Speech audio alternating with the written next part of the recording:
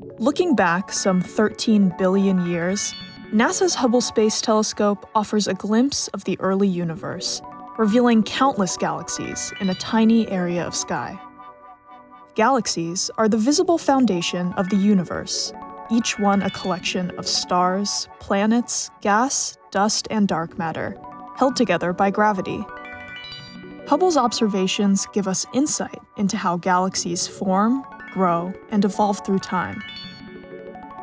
Hubble's namesake, astronomer Edwin Hubble, pioneered the study of galaxies based simply on their appearance. He divided galaxies into three basic forms: ellipticals, spirals, and irregulars.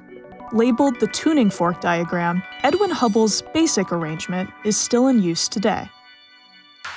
Elliptical galaxies are nearly spherical to egg-shaped groups of old stars that lack the gas and dust needed to form new stars.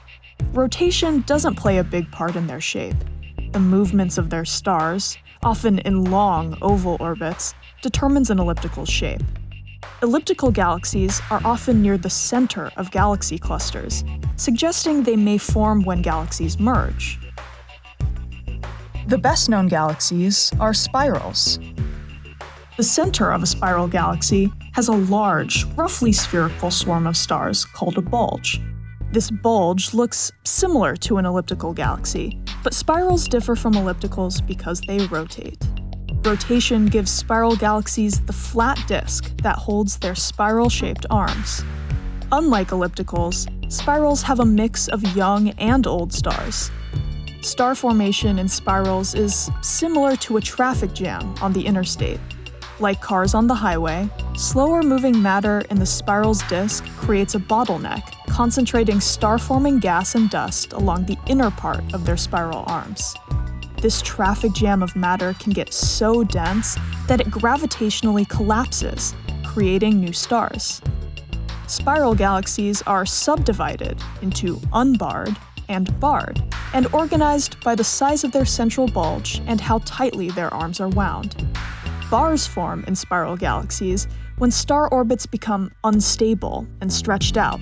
As their orbits lengthen, they create a bar. The bar grows as gravity captures more nearby stars. Irregular galaxies don't fit into one of the other categories. They are shapeless and have no symmetry or ordered structure. Irregulars may hold old and young stars, and often have knots of gas and dust forming new stars. Astronomers have expanded Edwin Hubble's basic tuning fork diagram to include galaxies that fall between his three categories. Intermediate spiral galaxies sit between unbarred and barred spirals, and have a small bar. Lenticular galaxies sit between elliptical galaxies and spirals. They have a central bulge of stars and a flattened disk, but no spiral arms. Like ellipticals, lenticular galaxies don't have much gas and dust, and also have mainly old stars. When viewed edge-on, their shape resembles a lens, which is why they're called lenticular. Edwin Hubble's tuning fork was a first step in understanding galaxies and how they evolve. Observations by the Hubble Space Telescope will continue to improve our understanding of galaxies and their role in the evolution of the universe.